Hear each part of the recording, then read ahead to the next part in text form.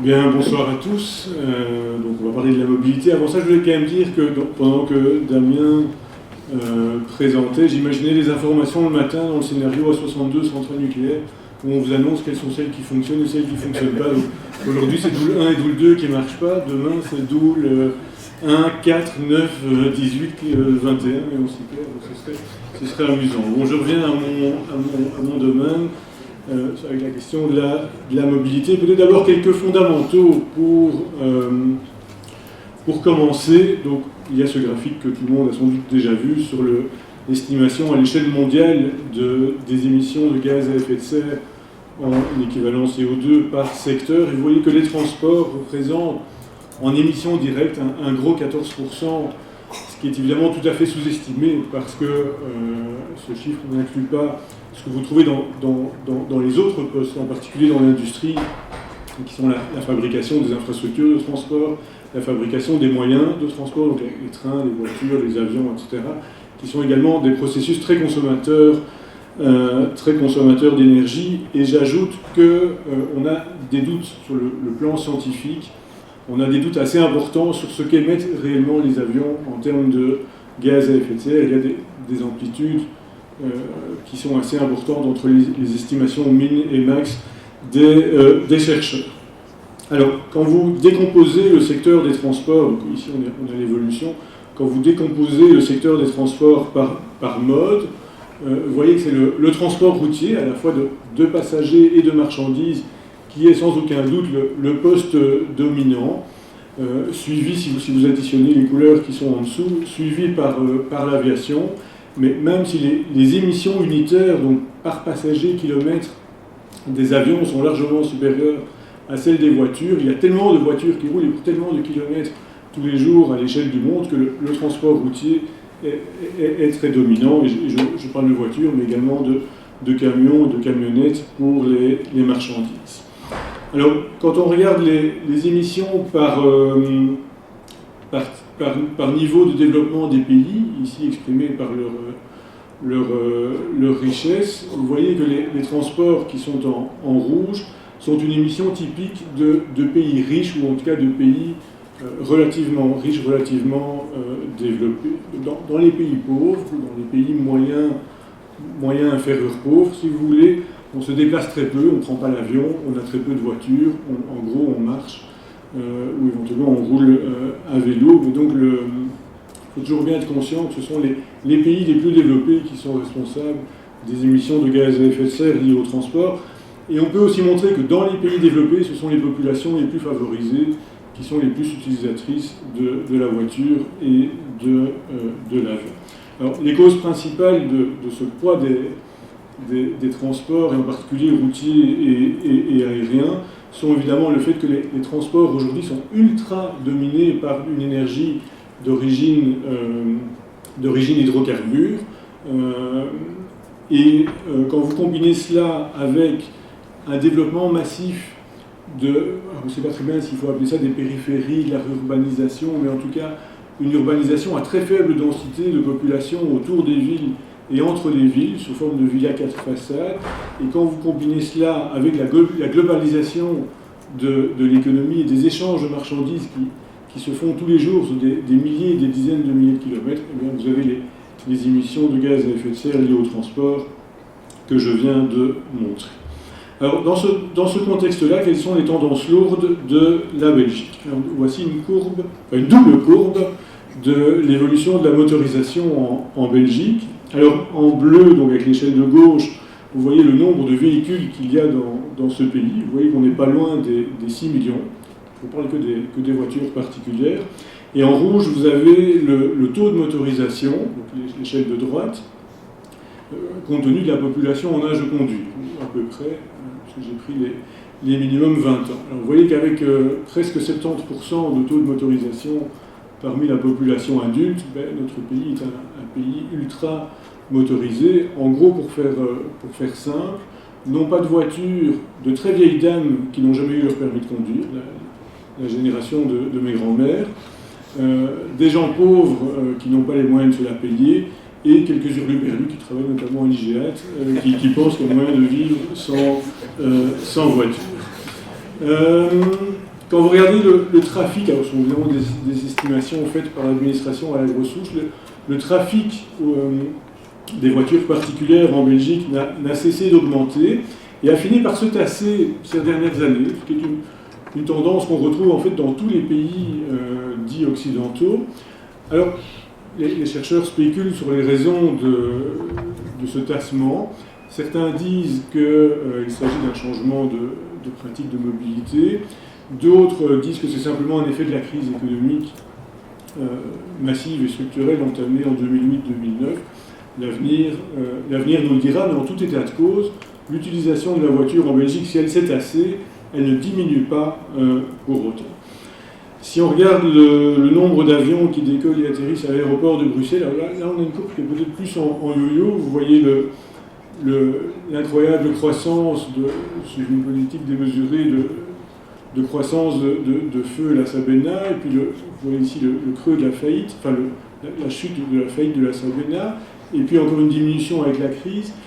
Je n'ai pas trouvé les chiffres équivalents strictement comparables pour l'aéroport de Charleroi, mais si vous ajoutez Charleroi sur le graphique, si vous avez des chiffres à l'échelle de la Belgique, vous avez une courbe dans laquelle vous ne voyez pas les diminutions, donc il n'y a aucun doute sur le fait que les avions sont de plus en plus utilisés. C'est aussi une courbe qui est en nombre de mouvements d'avions. Si vous faites une courbe en nombre de passagers, là vous avez une augmentation qui est permanente, ce qui veut dire qu'en fait les avions sont de mieux en mieux remplis, et que tôt ou tard il faudra ajouter des avions pour satisfaire une demande toujours en croissance. Quand vous regardez l'évolution du trafic routier de marchandises en Belgique, vous voyez là aussi une croissance lourde, et puis une diminution pendant la crise économique récente et un tassement, mais de nouveau, on peut suspecter qu'il s'agit d'un répit temporaire dû à la crise économique.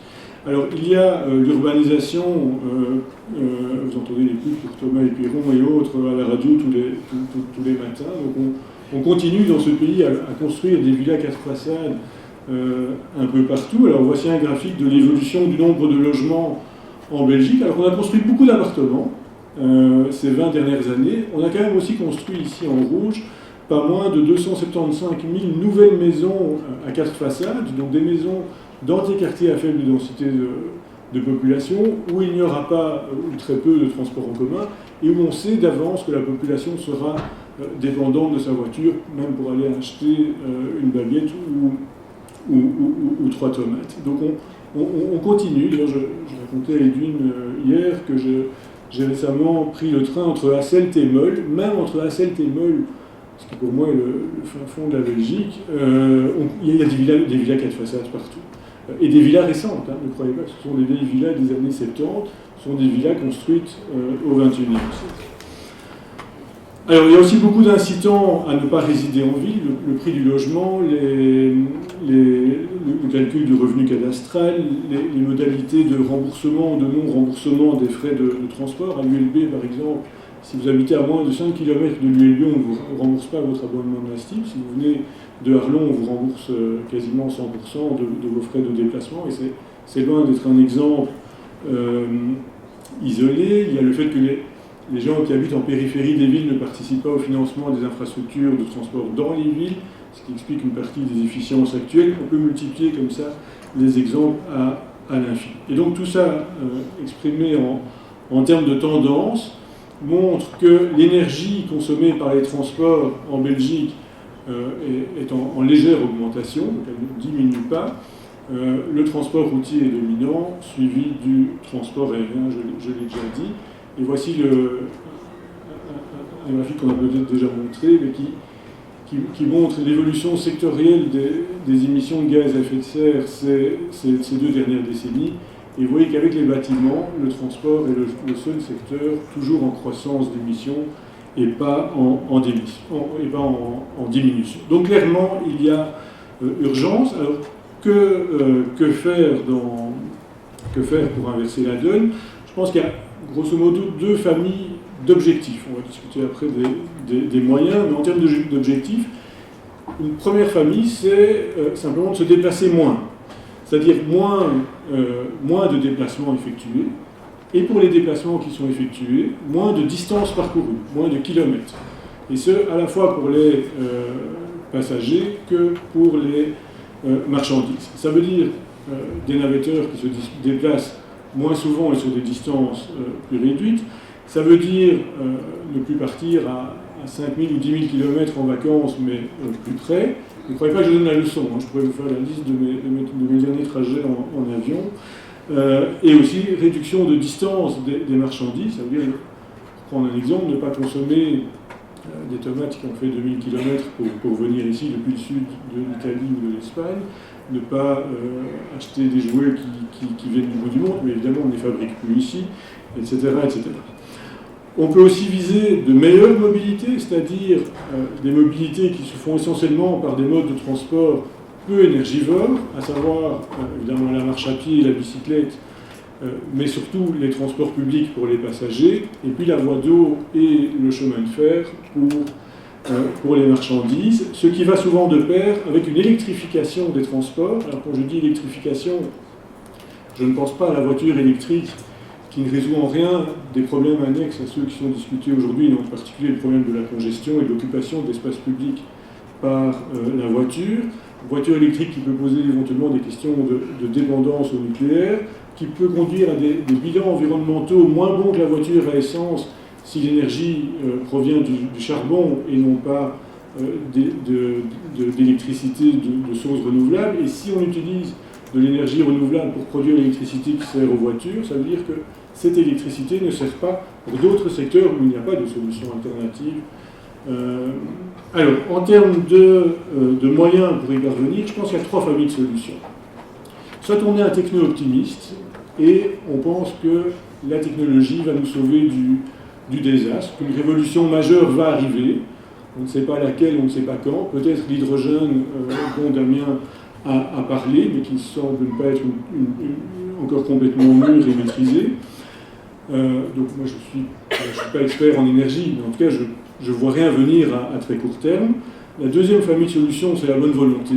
C'est les petits prospectus, la sensibilisation, le petit geste pour l'environnement. Je pense que c'est très largement insuffisant que pour parvenir à vraiment arriver aux objectifs qui ont été énoncés par les orateurs précédents. Et la troisième famille de moyens, c'est en gros tout ce qui relève du changement de paradigme et qui, à mon avis, impose des régulations fortes pour changer le monde dans lequel on vit. Alors ces mesures sont par exemple les suivantes, la liste n'est pas exhaustive, je ne tiendrai pas sur un écran. D'abord, il y a la question d'un aménagement du territoire beaucoup plus strict, beaucoup plus coercitif que ce que l'on fait aujourd'hui dans la plupart des pays occidentaux. Ça veut dire en finir avec la construction de villas carte façade, en finir avec la construction de bureaux dans des zones quasiment rurales autour des villes ou entre les villes inaccessibles en transport en commun. Ça veut dire une densification de l'urbanisation à des niveaux qui sont tout à fait l'opposé de ce qu'on a fait ces dernières décennies et qu'on continue à faire en Belgique. Je pense que cela va obligatoirement de pair avec une politique du logement ambitieuse en milieu urbain. À partir du moment où on arrête des constructions de logements pas trop chers ou moyennement chers entre les villes ou autour des villes, il va y avoir évidemment une demande pour des logements supplémentaires en ville, dans des marchés du logement qui sont éventuellement déjà fort tendus. Il suffit de voir le prix du logement à Bruxelles pour s'en convaincre. Et donc je pense qu'il y a une urgence, pour résoudre des problèmes de mobilité, à mettre au point une politique extrêmement ambitieuse en termes quantitatifs de construction de logements en milieu urbain dans les villes. Ça, je pense que c'est quelque chose que les pouvoirs publics n'ont pas encore bien... quelque chose dont les pouvoirs publics n'ont pas bien pris conscience pour l'instant. La fiscalité automobile, enfin la fiscalité routière, en fait, à la fois automobile et marchandises, est à revoir de fond en comble. Il y a évidemment la question des voitures de société, il y a éventuellement toute la question de la fiscalité autour de l'utilisation de la voiture, pas spécialement de sa possession, mais de l'utilisation, la taxation kilométrique des poids lourds qui montre bien à quel point, quand on suit l'actualité, à quel point les acteurs économiques ne sont pas du tout prêts à changer le système. Alors, il faut évidemment améliorer les transports publics qui sont globalement pas très efficaces dans bien des cas, et je pèse mes mots, et pour lesquels il y a un besoin de financement qui est tout à fait urgent, ne fût-ce que pour augmenter la capacité de transport au-delà de l'efficacité. Alors une partie des ressources nécessaires qui sont vraiment des besoins énormes peuvent venir d'une fiscalité routière rénovée. La Suisse en ce moment achève la construction de 2 tunnels ferroviaires qui ont coûté des fortunes, mais qui ont été largement financés par la fiscalité routière, la TVA sur les carburants, les péages routiers, etc. Donc je pense qu'un transfert financier entre modes de transport est nécessaire. Et lorsque les gens se déplacent plus en transport en commun, on arrive bien à l'électrification dont j'ai parlé, puisqu'une grande partie des transports en commun de masse sont des transports électriques. Il faut évidemment revoir aussi la fiscalité sur l'aviation. Donc il est impensable que l'on subsidie, comme on le subsidie aujourd'hui, le transport aérien, et en partie, et que ce soit sous forme de subsides généraux en TVA non payée, en exemption de taxes, etc., voire des subsides directs à l'exploitation, comme Ryanair en ponctionne énormément par différents pouvoirs publics. Et ensuite, il y a une question qui est un véritable tabou pour l'instant, qui est la question du libre-échange économique. Et donc dans un monde où les frontières sont ouvertes et où les marchandises sont librement échangées sur des milliers ou des dizaines de milliers de kilomètres, les flux ne peuvent qu'être importants et conduire à des émissions de gaz à effet de serre énormes. Alors je n'ai plus le temps pour les contraintes et les risques que tout ça implique, mais on peut en parler pendant le débat. Je conclurai simplement en disant que, à mon sens, je suis peut-être moins optimiste que les orateurs précédents, mais à mon sens, si on veut vraiment que l'impact des transports sur le changement climatique soit fortement réduit, on a besoin de changements de paradigme qui sont de telles remises en cause à la fois de nos modes de vie en tant qu'individu ou en tant que ménage, et une telle remise en cause du système capitaliste libéral globalisé, que je vois pas qui va avoir le courage d'aller dans cette direction. Il y a peut-être une raison quand même d'être optimiste, c'est qu'à défaut de volonté politique de changer complètement le système, peut-être bien que c'est le pic du pétrole qui va s'en charger. Si le pic du pétrole est confirmé, s'il était confirmé, les scientifiques continuent, les scientifiques continuent à en débattre. Mais donc, si en effet, dans les décennies qui viennent, le pétrole bon marché ne serait plus d'actualité, c'est peut-être bien de manière forcée que le changement de fonctionnement de notre monde devrait se faire. Et dans tous les cas, je voudrais insister sur le fait que les impacts sociaux des mesures de régulation forte que j'ai suggérées peuvent être extrêmement importants. Et donc il y a lieu d'intégrer cela aussi. Rendre l'utilisation de la voiture plus chère, c'est pas nécessairement très compliqué, mais il faut s'imaginer qu'on a, notamment au milieu rural, des poches de population pauvre qui ne peuvent se déplacer qu'en voiture. Et donc je pense qu'il faut pouvoir s'en rendre compte, il faut pouvoir en tenir compte, et il faut pouvoir éventuellement moduler un certain nombre de mesures pour ne pas créer, par des politiques environnementales, des inégalités sociales supplémentaires. Voilà, je vous remercie.